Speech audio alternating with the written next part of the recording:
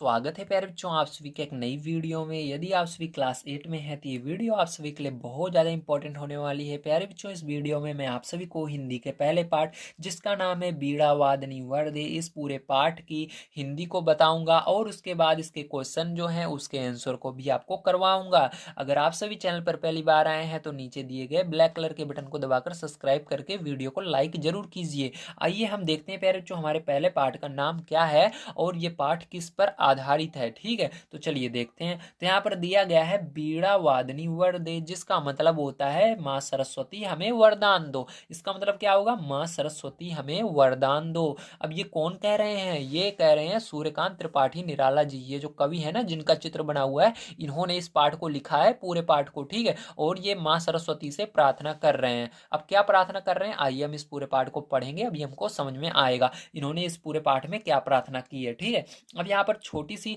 एक लाइन में दिया गया है कि इस पूरे पाठ जो है किस चीज पर आधारित है, मतलब इस पूरे पाठ में किस पर बातें की गई हैं। तो देखिए हम पढ़ लेते हैं। दिया गया है, प्रस्तुत कविता में कवि ने बीड़ा पाणी सरस्वती की वंदना करते हुए अज्ञानता को दूर करने तथा नव चेतना का प्रकाश फैलाने की कामना की है। सिंपल सा है। इसका मतलब होता है कि ये जो कवि हैं, ठीक है, सूर्यकांत त्रिपाठी निराला जी, जिनका भी मैंने ये फोटो दिखाया, इन्होंने इस पूरे पाठ में माँ सरस्वती से वंदना की है। बीणा पाणी सरस्वती मतलब होता है माँ सरस्वती। ठीक है, माँ सरस्वती से वंदना की है। क्या वंदना की है? इन्होंने वंदना की है कि जो ये पूरा संसार है, जो हमारा पूरा भारत देश है, इससे क्या हो, अज्ञानता को दूर करें। क्या करें? अज्ञानता को दूर करें और नव चेतना का प्रकाश फैलाएं। ठीक है, नव चेतना का प्रकाश फैलाएं। ये इन्होंने क्या की, कामना की है, या इनसे विनती की है, निवेदन किया है, इनसे प्रार्थना की है। ठीक है, ऐसा इन्होंने इन माता से प्रार्थना की है। अब देखो इस पूरे पाठ को एक बार आइए हम पढ़ लेते हैं प्यारे बच्चों। उसके बाद पढ़ने के बाद हम क्या करेंगे, इसकी व्याख्या भी आपको समझाएंगे। अब आपको बड़े ध्यान से इसको पढ़ना है। ठीक है, मैं पढ़ाने जा रहा हूँ, तो देखिए कैसे आपको पढ़ना है। वरदे बीड़ा वादिनी वरदे, प्रिय स्वतंत्र रव अमृत मंत्र नव भारत में भर दे।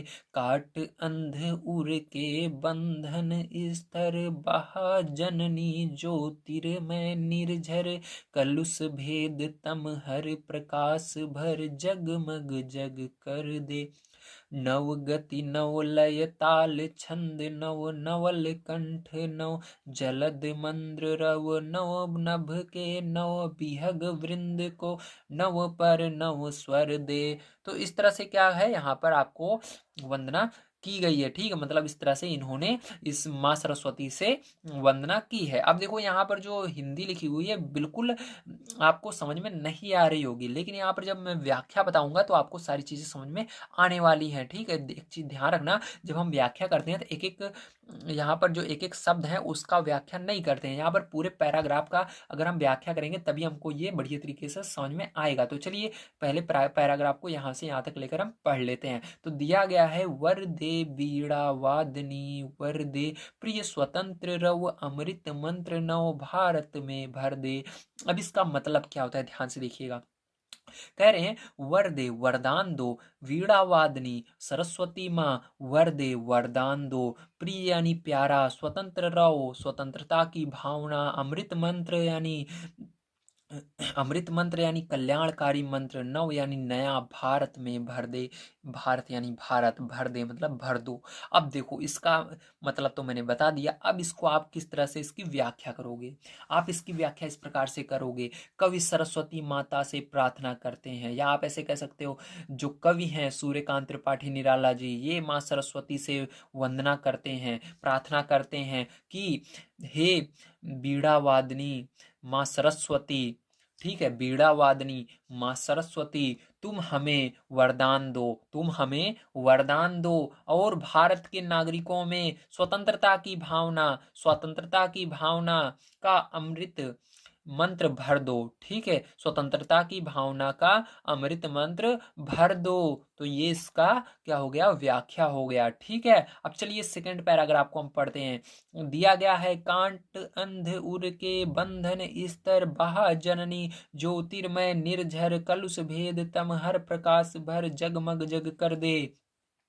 इसका मतलब होगा काट अंध उर के बंधन स्तर, मतलब आप क्या करो, काट दो। अंध उर मतलब हमारे हृदय, जो हमारा अंधकार से अंधकार अंधकार रूपी जो हृदय है उसके बंधन को आप क्या करो, काट दो। ठीक है, बहा जननी ज्योतिर्मय निर्झर, आप क्या करो, वहां पर प्रकाश फैला दो, ज्योति पर फैला दो। ठीक है, कलुष भेद, कलुष भेद का मतलब क्या होता है, पाप होता है, दोष होता है। ठीक है, या अज्ञानता होती है।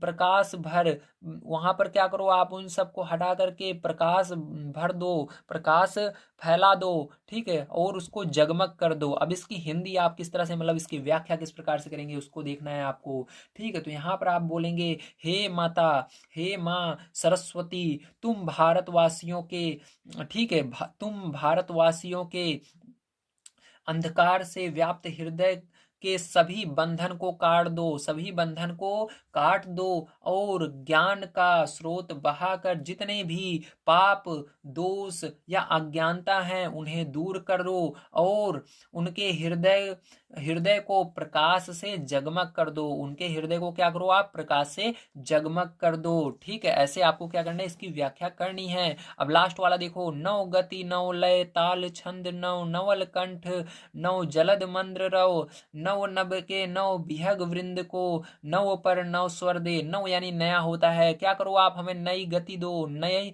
लय दो, या नया गति दो, नई लय दो, या आप यहाँ पर कह सकते हो हमें आप नया ताल और छंद दो। ठीक है, ताल यानी जो आप सुर गाते हो ना, गाना गाते हो, उसी को कहते हैं ताल और छंद। अब देखो, नवल कंठ नव जलद, आप क्या करो, नया कंठ दो। ठीक है, और नौ जलद, जलद यानी क्या होता है, बादल, बादल के समान आप क्या करो, हमें मंद्र रहो, मतलब गंभीर बना दो। ठीक, जैसे बादल गंभीर होता है उसी तरह से नौ, नौ नौ के नौ नभ के नौ विहग, मतलब नए आकाश में नए जो विहग वृंद हैं, मतलब रहने वाले पक्षी हैं, उनको आप क्या करो, नए नए स्वर दो। इसका अर्थ ये होगा। अब इसकी चलिए हम व्याख्या करते हैं, ध्यान से देखिएगा। तो आप इसके अंदर बोलोगे, हे माँ सरस्वती, तुम हम भारतवासियों को नई गति दो, नई लय दो, नई ताल दो, व नए छंद दो। ठीक है, उसके बाद नई वाणी दो, और बादल के समान, बादल के समान हमें गंभीरता प्रदान करो, या बादल के समान आप हमें गंभीर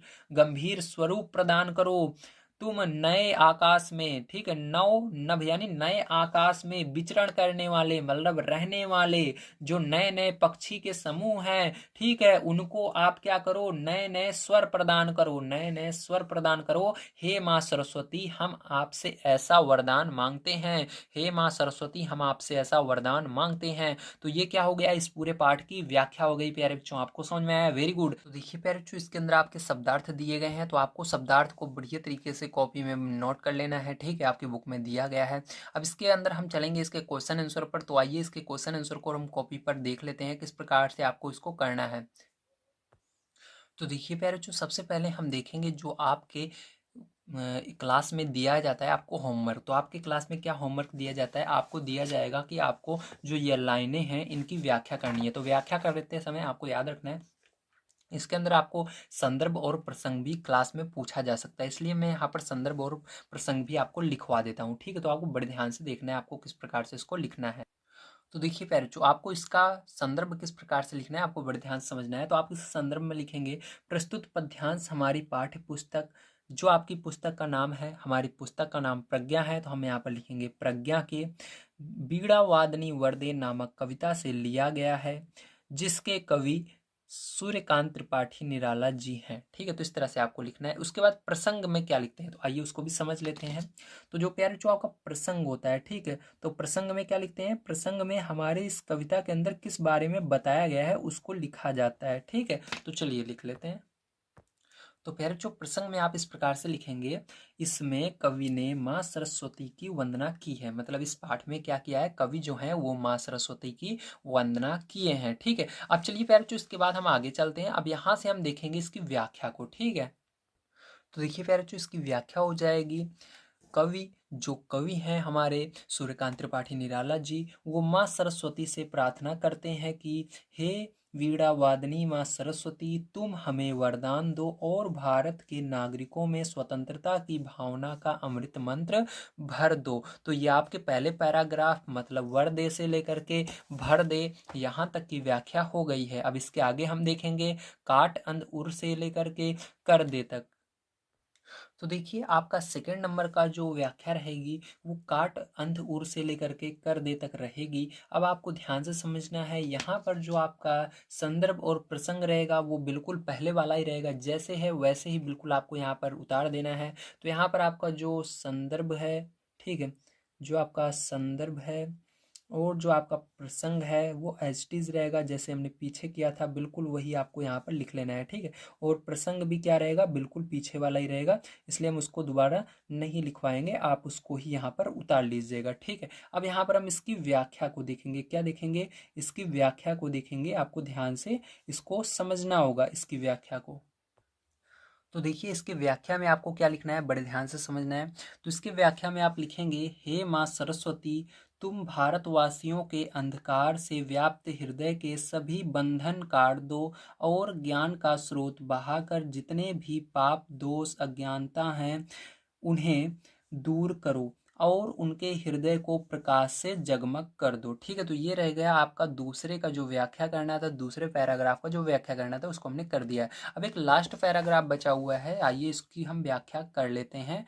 इसके जो संदर्भ और प्रसंग रहेंगे वो एज इट इज रहेंगे, जैसे मैंने यहाँ पर करके दिखाया था पीछे पहले वाले में, उसी तरह से रहेंगे। आपको बिल्कुल उसी को उतार देना है, ठीक, कुछ भी बदलाव नहीं करना है। अब तीसरा नंबर आइए हम देख लेते हैं। जो तीसरा पैराग्राफ है आपका नौ गति से लेकर के रहेगा आपका स्वर दे, ठीक। तो इसकी हम व्याख्या करेंगे। इसका आपको संदर्भ जो रहेगा, ठीक है, इसका जो संदर्भ रहेगा वो बिल्कुल पहले की तरह रहेगा जो हमने पहले वाले पैराग्राफ को करवाया था। और जो इसका प्रसंग रहेगा वो भी बिल्कुल पहले पैराग्राफ की तरह रहेगा, जो उसमें लिखे हैं उसमें लिख लीजिएगा, उतार लीजिएगा। अब देखिए इसके अंदर हम देखेंगे, ध्यान से समझिएगा इसकी व्याख्या को, ठीक है। तो चलो इसकी व्याख्या को हम यहाँ पर देख लेते हैं। तो इसकी व्याख्या मैं लिख देता हूँ, आपको मैंने पढ़कर बता दिया है, पढ़ा दिया है व्याख्या को आपको किस तरह से करनी है। अब यहाँ पर हम उसको आपको लिख करके दिखा देते हैं, ठीक है, कि आप कॉपी में किस तरह से लिखना है। तो देखिए इसकी व्याख्या कैसे आपको करनी है, यहाँ पर मैंने लिख दिया, आपको बड़े ध्यान से देखना है। तो यहाँ पर व्याख्या में आप लिखेंगे, हे माँ सरस्वती तुम हम भारतवासियों को नई गति, नई लय, नई ताल व नए छंद, नई वाणी और बादल के समान गंभीर स्वरूप प्रदान करो। तुम नए आकाश में विचरण करने वाले नए नए पक्षियों के समूह को नित्य नए नए स्वर प्रदान करो। हे माँ सरस्वती आप हमें ऐसा वरदान दो, ठीक है। तो ये हो गई आपके पूरे इस पाठ की व्याख्या। तो अब चलिए हम चलते हैं इसके क्वेश्चन आंसर की ओर और देखते हैं इसके क्वेश्चन आंसर को आपको किस प्रकार से करना है। तो देखिए इसके अगर हम प्रश्न अभ्यास की बात करें तो इसके अंदर आपके बहुत सारे क्वेश्चन हैं, ठीक है। तो जो इसके अंदर आपका पहला प्रश्न अभ्यास का पहला क्वेश्चन है, कुछ करने को, इसको आपको कुछ खुद ही करना है, ठीक है। क्या करना है, आपको स्वयं करना है। आइए मैं आपको बता देता हूँ किस प्रकार से आपको करना है, इसको मैं पढ़ करके समझा देता हूँ।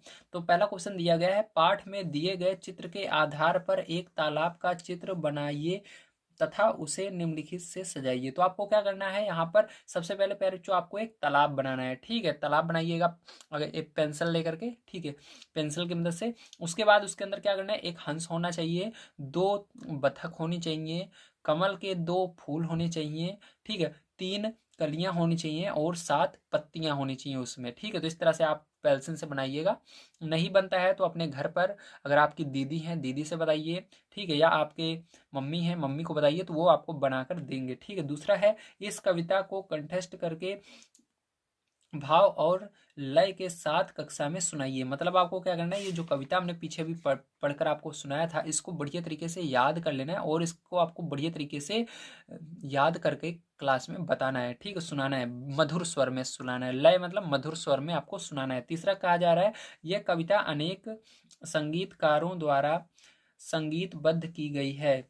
अपने बड़ों, माता पिता अथवा शिक्षक के मोबाइल फोन पर इस कविता के संगीतबद्ध रूप को सुने तथा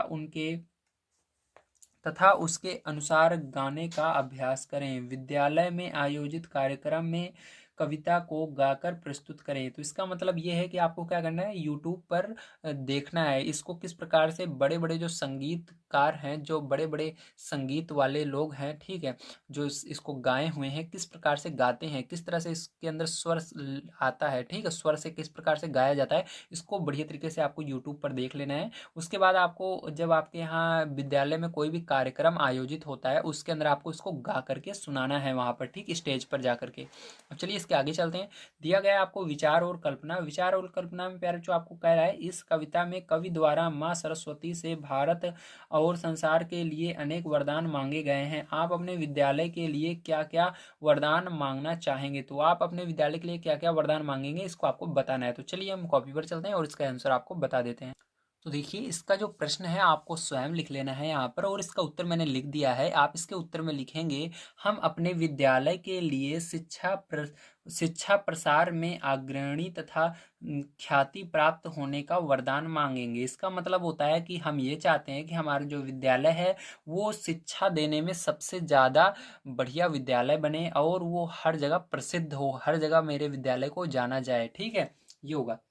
अब चलो इसके बाद हम देख लेते हैं अगला प्रश्न जो कि हमारा है यहाँ पर पार्ट से, ठीक है। तो देखो पार्ट से इसके अंदर जितने भी क्वेश्चन है सबको मैं करके दिखाऊंगा आपको। तो पहला क्वेश्चन हम पढ़ लेते हैं।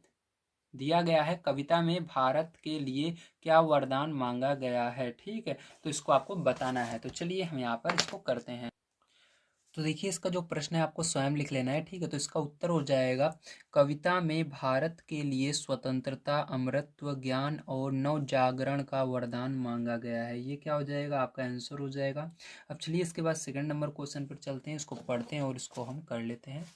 तो सेकंड नंबर क्वेश्चन आपको दिया गया है, तालिका के खंड का और खंड खा से शब्द चुनकर शब्द युग्म बनाइए। तो आपको यहाँ पर क्या करना है, शब्द युग्म बनाना है। जैसे कि पहला नंबर दिया गया है, वीणा का क्या हो जाएगा, वादनी हो जाएगा, ठीक है। इसी तरह से सबको करना है। तो चलिए इसको कॉपी पर मैं आपको बता देता हूँ किस प्रकार से करेंगे। तो देखिए यहाँ पर पहला नंबर आपका बीड़ा का पहले ही दिया गया है।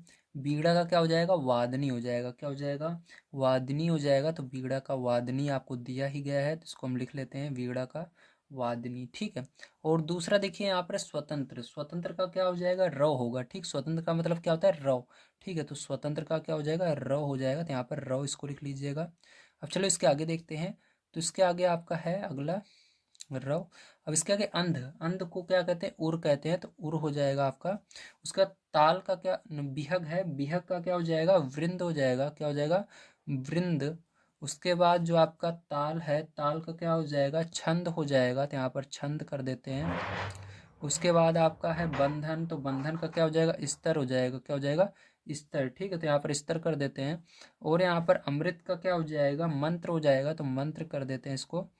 और यहाँ पर आपका हो जाएगा अगला जो है जलद, जलद यानी होता है मंद्र रव, क्या होता है, मंद्र रव, ठीक। तो इसको मंद्र रव कर देते हैं।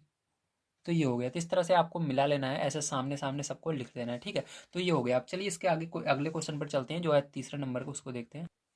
तो देखिए जो तीसरा क्वेश्चन आपका दिया गया है, पंक्तियों का भाव स्पष्ट कीजिए, ठीक है। इसके अंदर आपका का नंबर का है, काठ अंध उर के बंधन स्तर बहा जननी ज्योतिर्मय निर्झर। तो इसका क्या करना है, हमको भाव बताना है। मतलब जैसे हमने पीछे व्याख्या करके आपको बताई थी ना, उसी तरह से बिल्कुल होगा, लेकिन इसका यहाँ पर आपको भाव लिख करके उसको करना है। वहाँ पर हमने व्याख्या लिख कर करा था, यहाँ पर भाव लिख कर करेंगे। तो इसको आपको क्वेश्चन को नोट कर लेना है। इसका मैं डायरेक्ट आपको भाव बता रहा हूँ, ठीक है। तो चलो पहले वाले का देख लेते हैं, इसका भाव क्या होगा। तो इसका भाव हो जाएगा, अज्ञानी पुरुषों का अज्ञान दूर करो और ज्ञान का स्रोत बहा दो, ठीक है। तो इस पहले वाले का भाव यही होगा, अज्ञानी पुरुषों का ज्ञान दूर करो और ज्ञान का स्रोत बहा दो। अब चलो इसका ख नंबर का देख लेते हैं।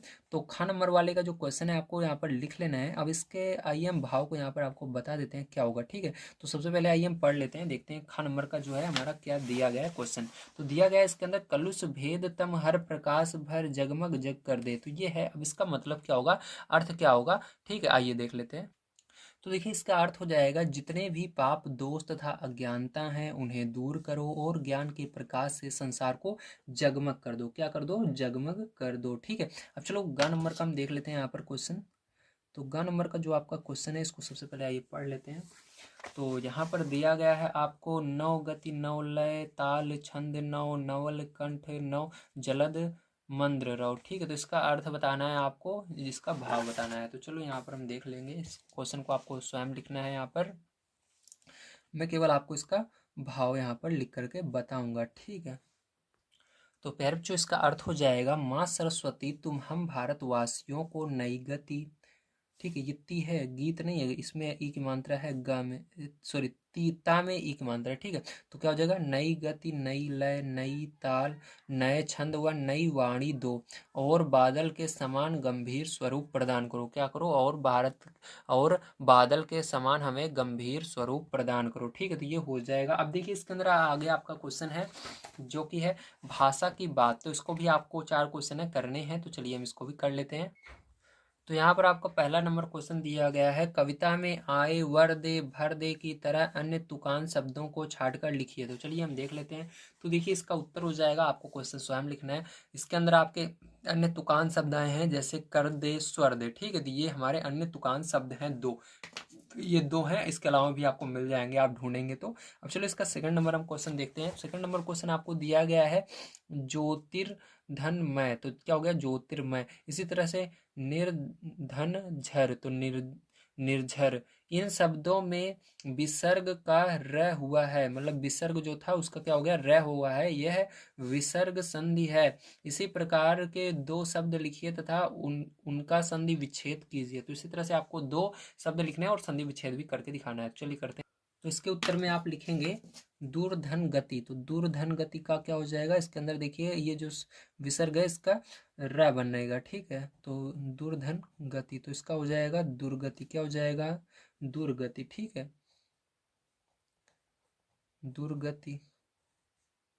इसी तरह से आपका हो जाएगा निर्धन धन, इसको प्लस, फिर इसको भी धन बोलते हैं और धन अलग से। ठीक है, तो क्या हो जाएगा, निर्धन हो जाएगा। क्या हो जाएगा, निर्धन। तो ये हो गया, 2 हमको बोला था, 2 हमने कर लिया है। ठीक है, चलो इसके आगे हम देख लेते हैं अगला क्वेश्चन। तो तीसरा क्वेश्चन है, विभक्ति को हटाकर शब्दों के मेल से बनने वाला शब्द समास कहलाता है। जैसे वीणा वादनी का अर्थ है वीणा को बजाने वाली, अर्थात सरस्वती। यह बहुव्रीहि समास का उदाहरण है। इसी प्रकार गजानंद, पीताम्बर, चतुरानन शब्दों में भी बहुव्रीहि समास है, इनका विसर्ग कीजिए। ठीक, सॉरी विग्रह कीजिए। क्या करना है हमको, विग्रह करना है। तो चलिए हम यहाँ पर इसको कर लेते हैं। तो देखिए यहाँ पर पहला है गजानन। ठीक, तो गजानन का मतलब क्या होता है, तो इसके अंदर आप लिखेंगे गज के समान अनन है जिसके। ठीक है, गज के समान अनन। अनन का मतलब क्या होता है, इसको भी ध्यान से समझिए। अनन मतलब होता है सिर। क्या होता है, अनन का मतलब सिर होता है। ठीक है, सिर। तो गज के समान अनन है जिसके, तो किसके हैं गज के समान अनन, सिर किसके हैं, सिर, किसकी तरह है, गज के। गज यानी क्या होता है, हाथी। हाथी के समान किसका सिर है बताइए, तो हाथी के समान श्री गणेश का सिर है। ठीक, तो यहाँ पर आप लिख देंगे श्री गणेश। क्या लिखेंगे, श्री गणेश, या अर्थात करके भी आप लिख सकते हो, या आप लिख सकते हो श्री गणेश। ठीक है, तो चलो हम अर्थात करके लिख देते हैं, सही रहेगा। यहाँ पर अर्थात करके लिखेंगे, तो आप लिखोगे अर्थात, अर्थात श्री गणेश। ठीक है, कौन, श्री गणेश। ठीक है, तो किसकी बात हो रही है यहाँ पर, श्री गणेश की बात हो रही है। ठीक है, समझ गए आप सभी, वेरी गुड। इस तरह से आपको लिखना था। अब चलो इसके आगे हम देख लेते हैं। तो यहाँ पर दूसरा हमको था पीताम्बर। ठीक है, तो यहाँ पर देखो पीताम्बर।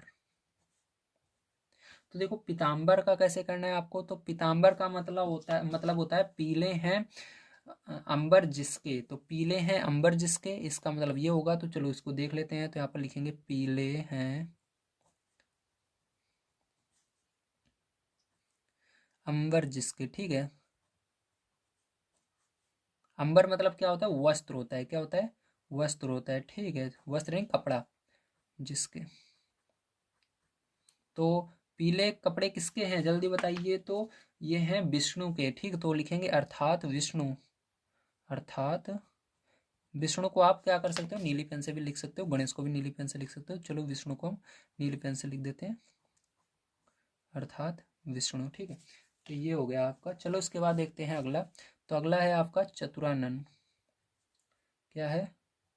चतुरानन। ठीक है, तो चतुरानन का मतलब क्या होता है, ध्यान से समझिएगा। चार हैं अनन जिसके। ठीक है, चार हैं अनन जिसके। अनन मतलब क्या होता है? सिर। ठीक है, तो चार हैं अनन जिसके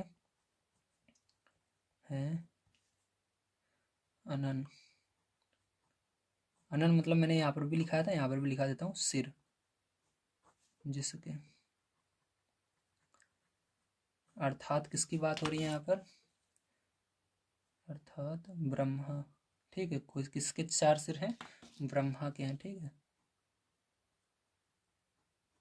ब्रह्मा। ये हो गया। तो देखो यहाँ पर हमने क्या किया, यहाँ तक के क्वेश्चन कर लिए, 3 तक के। एक लास्ट क्वेश्चन बन जाता है, चलिए उसको भी हम यहाँ पर कर लेते हैं। तो देखिए आपको फोन नंबर क्वेश्चन दिया गया है। नव गति में नव गुणवाचक विशेषण है, यह गति शब्द की विशेषता बताता है। कविता में नव अन्य किन शब्दों के विशेषण के रूप में आया है, लिखिए। तो आपको देखना है नव किस किस के रूप में आया है। ठीक है, तो चलो हम देख लेते हैं। तो चौथे का यहाँ पर क्या है, चलो नेक्स्ट पेज पर देखते हैं। तो जैसे आपको क्वेश्चन में कहा गया कि नव गति में नव जो है किस किस के साथ लगा हुआ है, इसको आपको और भी बताने हैं। तो देखो नव किस किस के आगे लगा हुआ है। नव जो है वो लय के आगे लगा हुआ है, ताल के आगे लगा हुआ है, कंठ के भी आगे लगा हुआ है, जलद के आगे भी लिखा हुआ है। ठीक है, आप अपनी बुक में देखिएगा सबके आगे क्या लगा हुआ है, नव लगा हुआ है। नव जो है इसके लय के आगे भी लगा है आपकी बुक में, ताल के आगे भी लगा है, कंठ के आगे भी, जलद के आगे, नव के आगे। अगर समझ में नहीं आ रहा तो कोई बात नहीं, मैं बुक में ही दिखा देता हूँ आपको। ठीक है, देखो यहाँ पर देखो नौ किस किस के आगे लगा हुआ है। तो नौ देखो आपका यहाँ पर। ठीक है, नौ देखो यहाँ पर गति के आगे, लय के आगे। ठीक है, और यहाँ पर देखो नौ जो है इसके बगल में, इन दोनों साथ में है, तो ताल छंद के बगल भी लगा सकते हो। या आप यहाँ पर नौ जो है जलद के आगे भी लगा हुआ है, नौ नव के आगे भी लगा हुआ है, विहग के आगे भी लगा हुआ है, पर के आगे भी लगा हुआ है, स्वर के आगे। इस तरह से जिस जिसके आगे नौ लगा हुआ है सबको यहाँ पर लगा देना है आपको। ठीक है, और उसके बाद आपको लिख देना है यहाँ पर शब्दों के विशेषण के रूप में आया है। ठीक है, इस तरह से आपको लिख देना है। तो यहाँ पर आपका ये पूरी जो पार्ट था, पूरा पार्ट जो था ये समाप्त होता है। ठीक है, जितने भी क्वेश्चन थे सबको मैंने सॉल्व करा दिया है। अगर आप सभी को इसका सेकंड चैप्टर का क्वेश्चन आंसर चाहिए और आपको इस सेकंड चैप्टर को पढ़ना है तो आप हमारे चैनल को सब्सक्राइब कर सकते हैं। मिलते हैं अगली वीडियो में। वीडियो देखने के लिए धन्यवाद। आप सभी का दिन शुभ हो। Thank you very much.